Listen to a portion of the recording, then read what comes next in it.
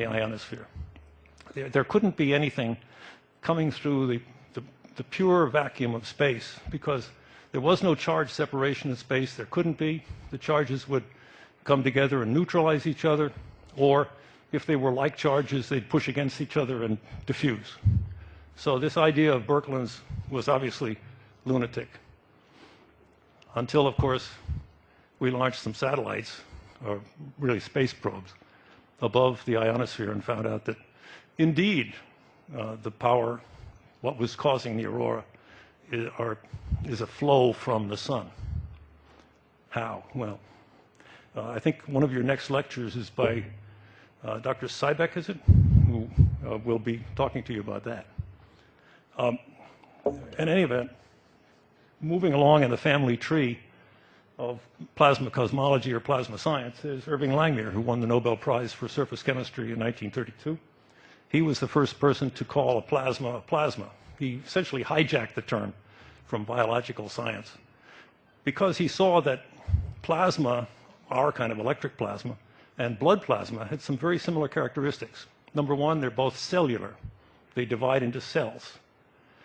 Second similarity is if you put something foreign into both of those things, that invader will be immediately sheathed by some sort of stuff. In the case of blood, some of the cells in the blood will sheath the invader and try to either neutralize it or kill it.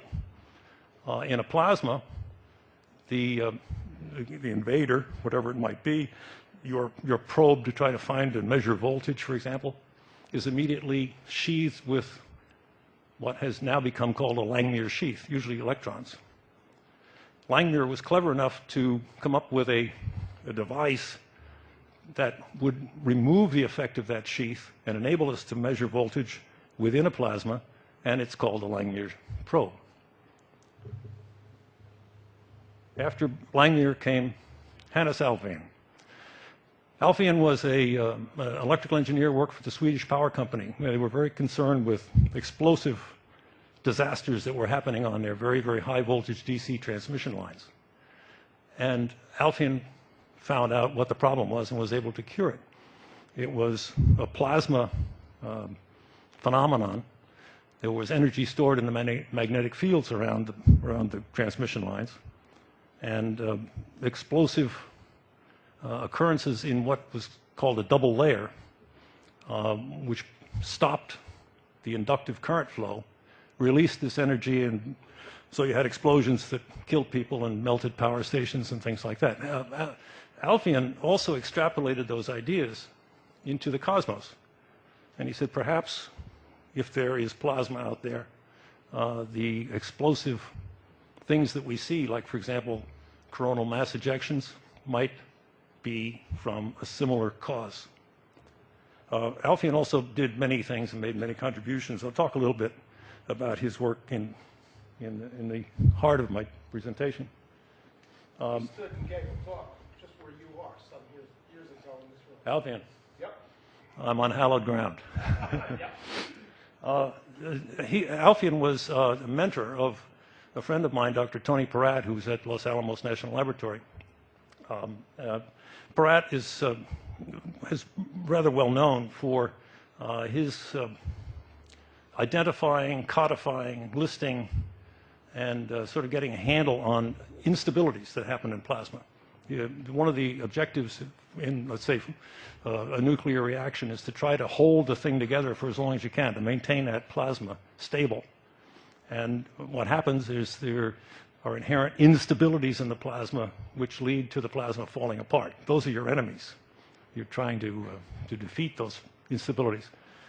Peratt has done a lot of work in that area. He also did some simulations on supercomputers.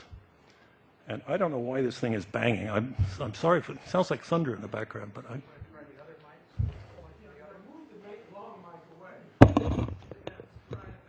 How about that? Can you hear me there?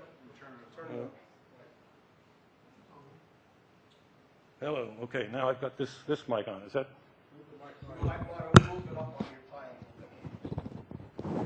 There we go. All right. Okay. And in my introduction, I was introduced as being a professional TV person, right? Sorry about that. And anyway, Peratt did these simulations of plasma and actually was able to create something that looks like a spiral galaxy in a computer simulation in a supercomputer. And you say, well, so what? Well, there was also at Los Alamos a fellow named Winston Bostic who was able to create in actuality in the laboratory a plasma structure that looked exactly like a barred spiral galaxy. And you may also say, well, so what to that too? Just because he was able to do it doesn't mean that barred spiral galaxies are made this way. True. One other thing that's kind of interesting is that the velocity profiles of those galaxies, which drive astronomers through the roof, was the motivation for dark matter back in the 30s. Charlie Alcock's Machos, Marty Milgram's MOND, modifying Newton's dynamics, were all caused by this anomalous velocity profile. The profiles that Peratt's simulations predicted and the profiles that Bostic's models produced are exactly what we see in the sky. And we don't need any of this fairy dust to produce it. Here's Christian Berkman in all his glory, in his experimenter's hat and his Chirella. He actually made a model in the laboratory of what he was proposing. There was a magnetic field, an electromagnet inside that ball to produce something that was akin to the Earth's magnetic field as best he knew it. He went out and created a string of observatories on the north slope of Norway, directly below the aurora, and was actually the first person to measure what we now call substorms. He measured the magnetic fluctuation and recorded it, and that's the title of his book, The Norwegian Aurora Polaris Expedition, and published in 1908. Yeah, he also discovered that electrical current often travels in twisting pairs in a plasma, and they're now called Birkeland currents. This is a little picture that I got off the web, and it was published by you folks here at Goddard, by Jonathan Eastwood. I don't know if any of you know him or know where he worked. I think he's also at Berkeley. And I was extremely happy to see the words ampere and volt in there. Most times you see any explanation about things in space written by astronomers, you never see amp or volt. You never see anything other than, oh, there was a magnetic field and it moved and this is what happened. And then the question of why did it move? Did it take it into its head to move? So I applaud you're doing that. I have some quibbles with some of the phraseology. I don't like the flux rope business, but it's all right. I think that's a step in the right direction, and I applaud Dr. Eastwood. I presume he's a doctor. He should be. Here is a little diagram of a Birkeland current, and you can see it turns out to be a pair of helix currents. The yellow streak there is supposed to show you there's some plasma, i.e. a conducting path. There's also, you can see the magnetic lines are drawn there. I have some quibble with magnetic lines. There's no such thing, and if you think about it, you realize what I'm saying is correct. There is no such thing in three-dimensional reality as a magnetic line. It's a draftsman's artifice to show you where the field goes. A magnetic field is a vector field. It's a continuum. It's a fog. It's an uncountable number of points in a set. Each point has a direction and a magnitude. That's all there is. There are no pinstripes in a magnetic field. But in any event, it's a nice thing to think about, because you can think about electrons going around these magnetic fields. They don't. They go in a circle in a magnetic field.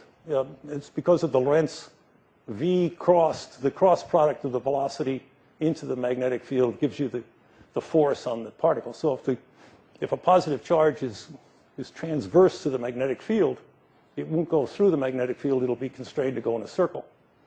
If the current or a stream of charges is parallel to the field, it won't be affected, and the particle the cross product of two things that are parallel is 0.